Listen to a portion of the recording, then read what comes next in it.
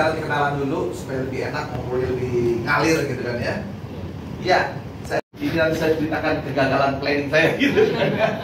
Kan bukti dong ya, model sukses itu kan aneh gitu kan ya. Jadi saya dari awal dari masa kecil cita-cita punya dokter, planningnya tuh Pak ya.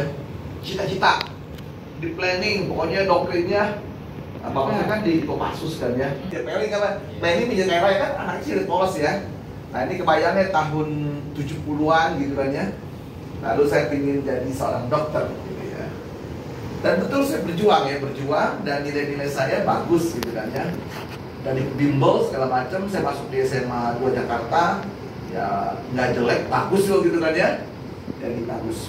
Ternyata faktanya begitu dites kamu harus mana? Saya kan belinya FKUI. Kalau nggak FKUI saya nggak kuliah. Pokoknya beli satu FKUI. Nanti saya kan anak saya nurun saya. Kalau nggak FKUI saya nggak kuliah nih. Loh, gitu kan ya. Yang pilihan FKUI dan ternyata nggak terima. Berarti ada masalah planning kebayang ya, planning gagal nih ya. Itu kegagalan saya pertama kan. Oh yang butuh ini wifi ya. Butuh wifi ini silakan ya. Ya. Nah, saya kan punya planning ya, planning rencana hidup saya masuk jadi dokter, ternyata fail ya, gagal ya. Begitu fail, apa yang saya lakukan? Nah, ini penting juga step-step kita kan ya. Begitu kita gagal di sini, makanya saya melakukan assessment. Ingat ya, bukan era zaman sekarang ya. Dulu tuh digital, nggak ada website, nggak ada apa, nggak ada cara informasi, nggak ada GPT, nggak segala macam kan? Manual semua, cari buku, cari buku apa sih kita hidup ini, cuma lihat modeling aja. Oh dokter kerjanya gini, oh ini. Lu kan anak-anak, cuma kenapa soalnya anak kerja dokter? Ya karena kan dari kecil sudah hadir ke dokter kan. Jadi kebayang tuh mau di tahun kemarin takut suntik ya. Jadi dokter, suntikin orang kayak gitu. Nah saya assessment, saya datang ke psikolog. Nah itu dari saya datang ke psikolog UI. Lalu ternyata hasil assessment saya emang nggak direkomendasi jadi dokter. Nggak cukup semuanya ternyata. Jadi saya disarankan kuliah di kimia. Wah, kimia ini apa ya? Saya jago di kimia gitu ya. Tapi kenapa ya kimia udah ribet belajarnya gitu kan ya? Gitu. Akhirnya saya cari lagi buku kan ya. Orang kimia ngurusin jadi apa sih? Oh kerja di pabrik. Banyak dokter kerja di pabrik. Nanti apa cara hidupnya kalau gitu ya? Ini kan kebayang shifting ya. Dari dokter melakukan shifting ke cerita yang baru. Dan saya cari di era zaman dulu, bayang ya, nggak ada literatur di web, nggak ada apa, belum tahu nggak ada, ya cari buku ke toko buku kan, bisa baca Gramedia dulu, Gramedia udah ada ya. Nah udah dicari-cari, ya udah kalau di kimia ini dia bisa memproduksi ya, bisa memproduksi satu, mengconvert dari raw material menjadi finished good. Nah itu kan ya, maka oh iya kalau gini jadi pengusaha deh. Nah, kebayangnya dulu tuh kan di Indonesia kan pabrik apa sih gitu ya di tahun 70-an gitu ya. Oh ya pabrik kecap, oh ya convert gitu jadi ini. Akhirnya saya mulai kepikir, jadi dokter berarti saya rubah menjadi seorang entrepreneur, jadi pengusaha saya. Kalau jadi pengusaha ya, mau jadi kaya raya jadi pengusaha aja. Dan tracknya udah tepat ini kan dia, bisa mengconvert raw material menjadi finished good. Tadi kan faktanya saya gagal di sini kan ya. Nah, nanti kita lihat waktu plan-plan gagal lagi nanti ya. Saya yakin Bapak Ibu pernah gagal sama lah. Nggak tahu pada sukses nggak? Gitu kan? Jadi kita nanti hal itu udah biasa ya. Nah, cuman waktu kita jadi kami kalau mana? Setelah itu kayak kimia. Nah, setelah bisa memproduksi, cuma begini doang bisa convert income ke finished good. Lalu karena mau jadi pengusaha kan mesti jualan. Nah, dari rupiah nih kembali ke raw material kan jadi disebut, harusnya kembali lagi mana? Ke rupiah lagi nih. Nah, untuk bisa convert ini kan kuliah lagi ya. Wih, bayangkan anak SMA ya. Oh iya, saya nanti kalau udah selesai di sini saya ngambil lagi kuliah marketing, sales. Dan saya ngambil kuliah di FEUI. Wah, dapat juga gagal di dokterannya, terima di FEI-nya kan. Nah, seneng kan? Selesai udah di booking dari kampus. Karena terbatas orang kimia zaman dulu. Saya kan terima di Freeport, diterima di Jeddah, Korea, diterima Asahi. Semuanya taruh di luar negeri. Karena belum ada pendidikan Indonesia kan. Masih banyak sesuatu mesti ke luar. Nah, belajar saya Kalau ke Freeport di mana? Freeport Papua. Kebayangnya tahun 70-an, 80-an tuh di Freeport ya, bukan sekarang ya. Wah, itu ditanya mana tuh? Nggak mau. Berangkat sih ke Amerika gitu kan ya, kuliah apa belajarnya, trainingnya. Oh, kedua Korea, Pesan Jedang tuh ke Pasuruan. Lihatnya Pasuruan tahun 80-an ya. Jadi pertanyaannya masih di mana di Pasuruan? Wah, kalau sekarang kan udah keren ya semuanya ya. Ah, nggak mau ke Korea. Akhirnya pilih ke Asahi. Ke Jepang, lalu belajar sana 3 bulan, lalu dikerja di Asahi Mas, di petrokimia ke Anyer. Nah, kebayangan tahun 80-an tuh, 80-an, 88 ya. Itu mobil sejam sekali baru ada mobil tuh di Anyer tuh. Jadi bisa kebayang ya, pas sekarang kan macet tuh. Yeah. Nah, jadi Bapak kebayang ya. Waduh, udah masuk ke mes, apa gitu ya. Zaman dulu kebayang ya, dari kita di Jakarta tinggal kan. Nah, lalu ya itulah terjadi gitu. Lalu saya ya banyak pindah-pindah kerja lah ya. Ya dulu mah saya enak lah, orang kimia mah nggak pernah cari kerjaan cari saya di Uber terus sama orang gitu kan ya. Akhirnya pindah ke Unilever, saya pindah ke terakhir saya di grupnya Heineken gitu kan ya. Nah, baru saya memutuskan nanti kembali ke entrepreneur. Dan akhirnya dagang, saya pengen belajar sih jadi pengusaha itu gimana ya. Saya nongkrong man di Glodok gitu kan, orang tua teman-teman belajar bagaimana sih bisnis gitu ya. Dan memang saya putuskan harus tanya orang Cina nih kan, orang Chinese gimana sih kalau dalam konsep bisnis ya. Kalau orang Chinese itu pokoknya dia lulus kuliah, kerja dulu, targetnya umur 30 tahun sudah selesai kerja, pengalaman lain, lalu mulai bisnis. Itu syaratnya. Nah, paling telat 35 tahun lewat itu udah susah jadi pengusaha, udah susah gitu ya. Yang ngikutin aja karena polos. Yang penting diikutin semua. Nah, teman-teman banyak Chinese ya, dan saya tinggal di China, ada rumah orang Chinese juga ya. Nah, udah dan 30 tahun, keburu nikah saya. Keburu nikah. Ternyata ada mau nikah, ambil planningnya gimana? Kan nggak sembarangan lagi. Wah, ada anak. Waduh, kalau aku mau jalankan visi sharing nih. Gimana ya, jeda itu membuat baru kan planning baru lagi gitu ya. Lalu memakai konsep-konsep berarti metodenya kita nantikan dasar kita bisa BDCA atau pakai POAK gitu ya. Di Indonesia pakainya dua ini ya. Kalau saya dulu di waktu di grupnya Pesan Belanda ini kan saya pakai juga Lewis Allen Management, bisa pakai gitu ya. Jadi macam-macam, tapi saya pengalaman ya di BDCA sama masuk Jepang pakainya BDCA. Kalau di urusan Amerika pakainya POAK. Di Indonesia kebanyakan pakai POAK. Kenapa? Semua sekolah manajemen Indonesia kebanyakan bukunya buku Amerika. Hasil kualitasnya ke POAK gitu ya. Nah, ini Josh Denny punya ya, kalau ini Edward Denny. Lalu memahami manajemen proses perencanaan atau organisasian sih dia, dan pada akhirnya bisa menerapkan. Nah, menerapkan dia dalam seluruh aspek hidup kita ya. Karena kan hidup kita ini berperan ada banyak ya. Dalam konteks peran spiritual, berarti planning untuk masuk surga. Nah gitu kan, harus punya dong. Dalam peran spiritual kan Anda mesti mengorganisasi hidup Anda, memplanning hidup Anda, mengontrol hidup Anda supaya tracknya benar-benar menuju surga. Itu peran spiritual. Peran sosial kita, sosial itu kan ada 3 level ya. Keluarga kecil, keluarga besar, komunitas. Ya tuh kalau kita ya, kayak ibu, gimana memplanning anak saya gini, gimana motivasi saya, gitu kan ya, supaya dia jangan salah jalur gitu kan ya. Salah jalur kan, tapi anak sekarang kan susah diajak ngomong ya. Ngomong sendiri kan susah. Kalau dulu mah siapa? Kalau dulu jauh mana ada bisa mata-mata. Sekarang gimana? Pak, nih gue lupa sini. Sekarang Papa kok mau memprovokasi terus sih, mau apa terlalu persuasif banget sama saya. Kan saya punya kebebasan. Wah, anak sekarang mah udah beratah. Betul aja deh. Bener-bener saya punya kebebasan, Pak. Kalau dulu mana bisa sih anak saya. Siapa sana? Kalau yuk bawa saya ke pasus kan. Parah kan zaman dulu. Saudara ya, enggak. Karena bapak nggak bisa buktiin bapak punya duit banyak. Kita apa mau terpoin ini? Gitu kan, saya pengen punya duit banyak, saya pengen jalan-jalan luar negeri, pengen traveling. Jadi hanya bisa kalau pengusaha pak, atau di dokter, gitu ya.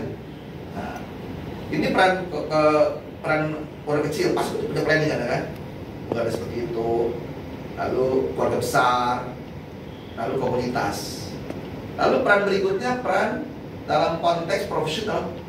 Apalagi kita profesional paksa kan ya, punya target, punya semua strategi, punya semua. Jadi mau nggak mau kalau di profesional itu pasti wajib. dari Anda sebagai jabatan Anda, kedua naik ke unit, naik ke departemen, naik ke divisi ya, itu ya, sampai ke corporate pasti semuanya punya planning, semuanya ada kombinasi seperti itu. Nah, balik tempat peran secara persaudaraan.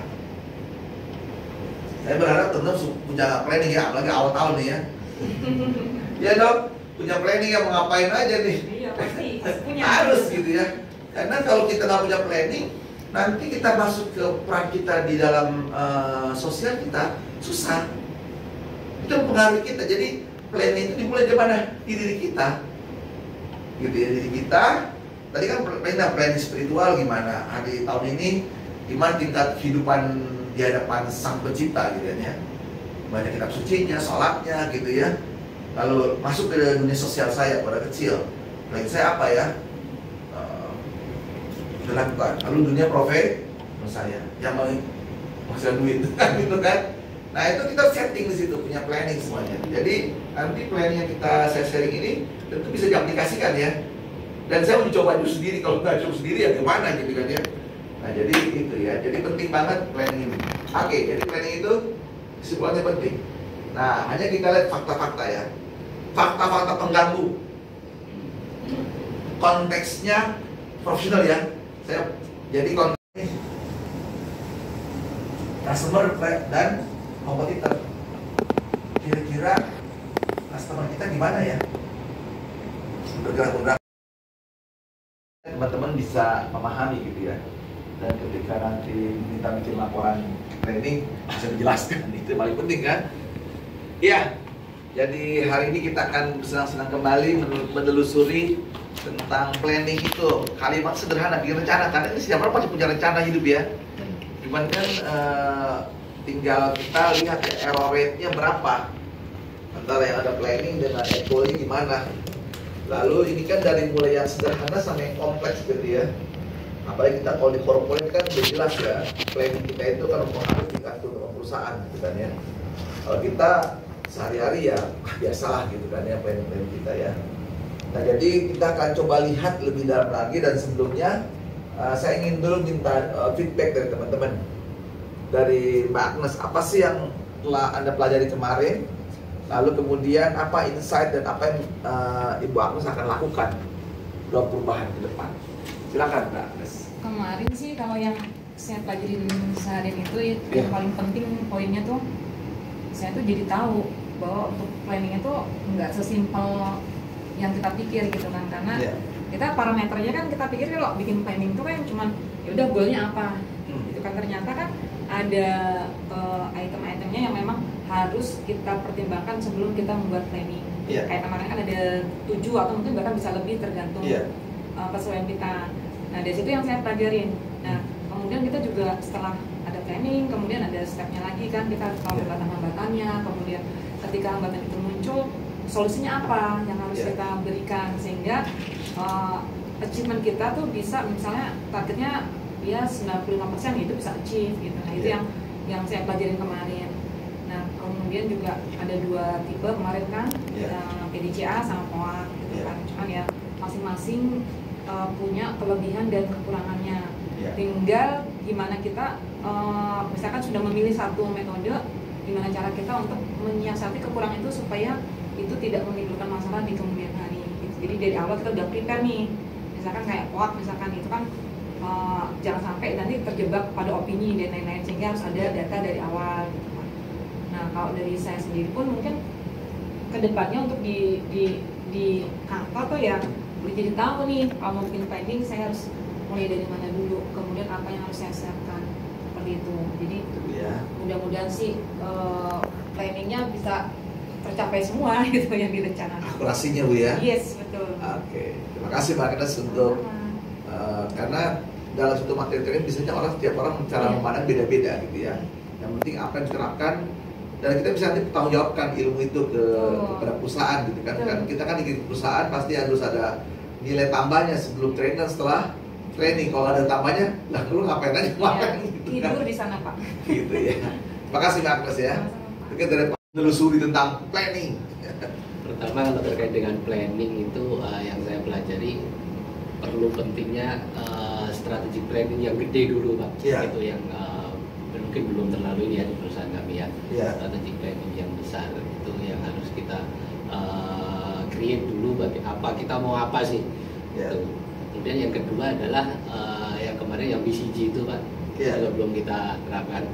Jadi tahu posisi kita di mananya itu kita juga belum. Nah itu nanti mungkin akan kita coba assess di internal kami ini posisinya sebenarnya di mana. Karena kalau itu salah kan bawah-bawahnya turunannya kan juga salah Pak gitu.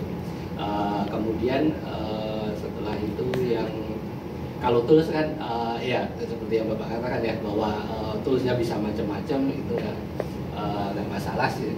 Tinggal yang mana yang cocok untuk kita, nggak terlalu banyak hambatannya untuk kita terapkan. Kemudian yang ketiga adalah yang agile itu Pak, agile strategi. Itu yang kita juga itu cukup tricky juga untuk kita terapkan karena kalau Bapak sampaikan kemarin kan in the long run we ordered ya Pak ya. Jadi kita harusnya pelan paling yang bisa kita kunci hanya 1 tahun ke depan. Nah ini kita kadang-kadang kita masih terbawa bahwa oh ini 5 tahun ke depan seperti apa. Nah berat sekarang. Ya agility untuk strategiknya itu Pak. Yang mungkin kita coba assess lagi bagaimana itu caranya nanti mengkuantifikasi hal-hal resiko-resiko yang ada di depan kita gitu. Terima kasih Pak Ahmad untuk sisi yang lain lagi kan, berbeda sisi ngeliat ya. Oke, silakan Pak Julian, sisi dari Pak Julian apa yang Bapak lihat Pak dari materi kemarin tentang planning? Kalau yang saya lihat sih kemarin satu titik tadi untuk kita mesti buat perencanaan selain yang rutin juga tidak rutin. Oh itu bahasa itu tidak rutin ya. Kita jadi memang harus pentingnya merencanakan sesuatu yang tidak rutin ya, seperti ada problem, potential problem, terus continuous improvement sama satu lagi dengan new project. Ya, karena kadang kita fokus itu rencana yang rutin terus tidak rutin, kadang itu tidak disorot atau tidak dibuat malah. Menurut saya sih nanti kedepannya ya kita bisa menerapkan untuk perencanaan yang tidak rutin apa saja nanti yang bisa kita petakan yang tidak rutin untuk agar kita bisa siap menghadapi adaptasi tadi. Ya, lalu satu lagi juga mungkin karena di perusahaan kami juga belum ada penerapan yang benar-benar mau ke PDCA apa ke POAS belum pastian ya? Ya belum pastian itu ya, mungkin nanti bisa kita asesmen lagi di internal kita mau pakai yang mana nih PDCA apa POAS itu. Kan sebenarnya semua sama kan Pak? Betul. Tinggal keberanian kita memilih gitu ya, supaya jelas kita pakai apa kendaraannya, mau pakai Toyota atau pakai Honda gitu. Oke, makasih Pak Jaya itu. Baik Ibu Novita, apa yang Ibu lihat Bu? Temuan apa yang Ibu lihat dari kemarin? Kalau dari saya sih sebenarnya di kantor udah menerapkan sistem PESTLE sama SWOT. Jadi sebelum kita bikin dashboard content KPI, kita analisa dulu melalui PESTLE dan SWOT. Tapi kemarin tuh ternyata ada tambahan terkait BCG, baru pertama kali debat juga gitu kan. Itu mungkin nanti bisa diaplikasikan selain PESTLE sama SWOT-nya. Oke, terima kasih Mbak Novita ya. Jadi sekali lagi teman-teman ya, saya yakin teman-teman sudah menghidupi sebenarnya. Sebelum kita mau pergi kan pasti ya cek ramalan cuaca gimana kan, lihat dulu kan situasi gimana, betul nggak Pak? Ini kira-kira hujan di sana ya, apa yang bisa siapin?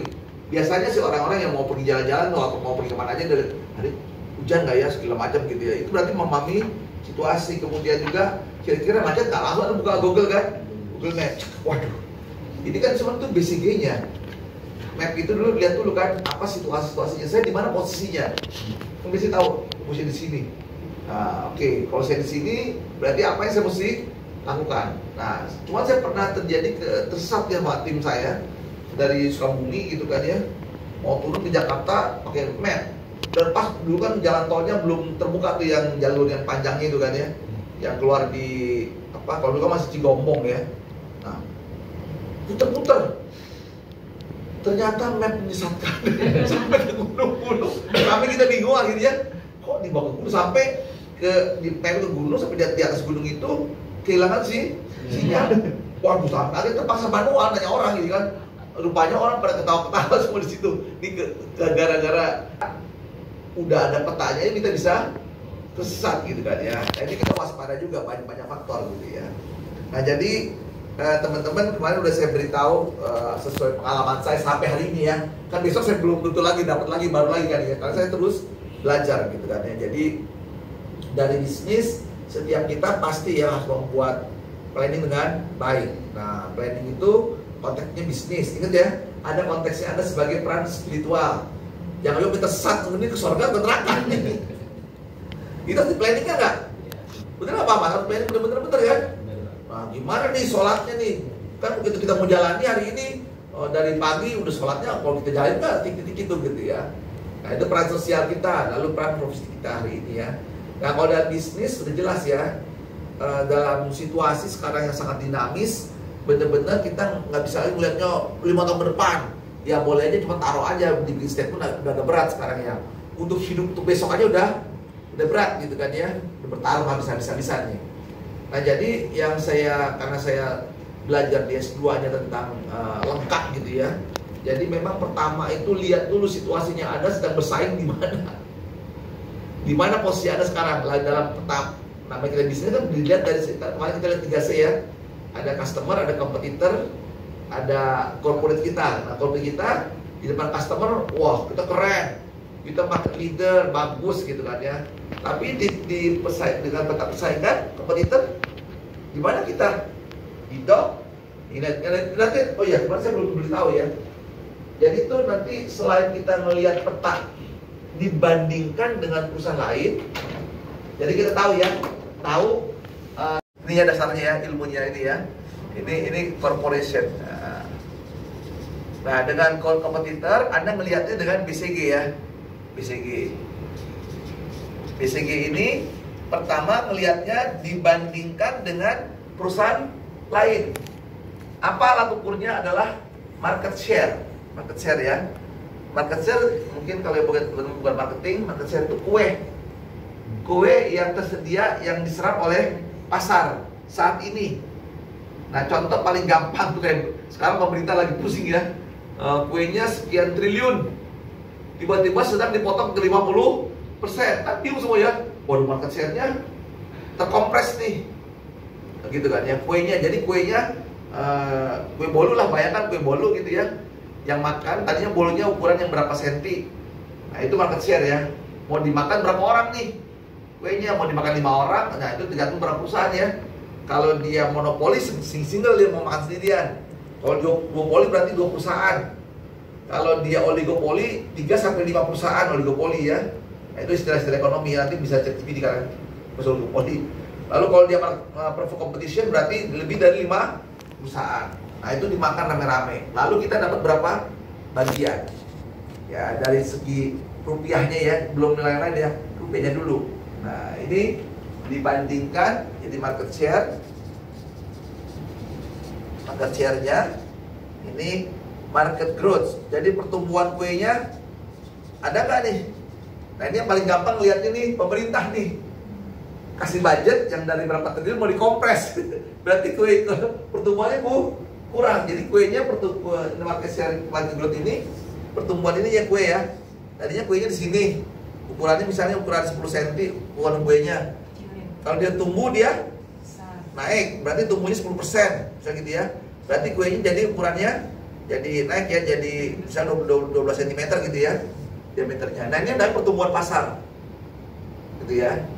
Nah, tapi secara totalnya inilah market share. Pergerakan pertumbuhannya apakah dia mengecil, membesar, itu namanya market growth. Pertumbuhan pasarnya, kuenya tumbuh nggak, gitu ya. Nah, jadi market growth ini tergantung persentase. Dan bisnis saya Bu Agnes, udah tahu nggak pertumbuhan berapa persen tahun 2024 kemarin? 2024 kemarin. Dapat data nggak? Kita sudah memiliki kompetensi ya. Jelas ya, secara knowledge kompetensi sudah punya ya. Pertama kompetensi terkaitan kompetensi ada 3 kan? Knowledge, skill, baru knowledge-nya. Kompetensi sudah tahu sekarang. Bahkan kita sudah explain, Anda sudah tahu yang namanya fungsinya 4. Oh, PDCA juga sama kan? Plan, do, check, dan act gitu ya. Kalau plan, organisasi itu dan kontrol. Ya, udah jelas ya. Sekarang ditambah lagi, setiap itu ada activity-nya. Nah, turun lagi sampai jadi work instruction-nya, sampai tugasnya membuat namanya itunya ya, worksheet-nya semua lengkap. Nah, sehingga tahu. Lalu memahami konsep, prinsip, tujuan, sudah jelas ya, kapan dipakai, gimana penggunaannya, udah kita pelajari semua ya. Kemudian manajemen dan akhir prosesnya sudah punya ya, sudah jelas, nanti tinggal dikembangkan dan mampu menerapkan ya manajemen dalam pekerjaan kita. Nah, akhirnya tujuan manajemen apa? Profit perusahaan tercapai. Itu aja muaranya. Baik teman sekalian, training kita yang sudah kita capai untuk 2 hari ini, tinggal kita implementasi.